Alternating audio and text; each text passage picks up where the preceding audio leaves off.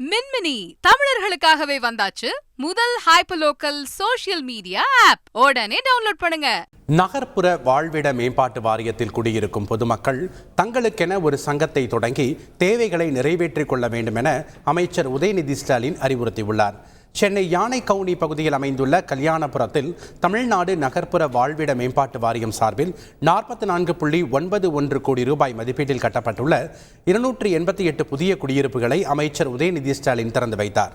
நிகழ்ச்சியில் பேசிய அவர், அடுக்குமாடி குடியிருப்புகளில் குடியிருப்போர் நலச்சங்கம் இருப்பதை போன்று பொதுமக்கள் ஒரு சங்கத்தை உருவாக்கி அதன் மூலம் தேவைகளை மாநகராட்சிக்கு தெரிவித்து நிறைவேற்றிக் கொள்ள வேண்டும் என்று கேட்டுக்கொண்டார்.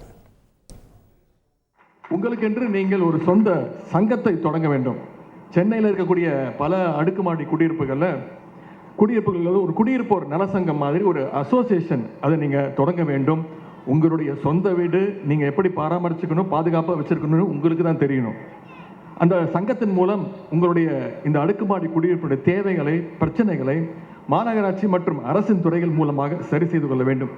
உங்களுடைய வீட்டை மட்டுமின்றி சுற்றுப்புறத்தையும் தூய்மையா சுத்தமா நீங்க வைத்துக் கொள்ள வேண்டும் என்று நான் கேட்டுக்கொள்கின்றேன். மின்மினி தமிழர்களுக்காகவே வந்தாச்சு முதல் ஹைப்பர்லோக்கல் சோஷியல் மீடியா ஆப். உடனே டவுன்லோட் பண்ணுங்க.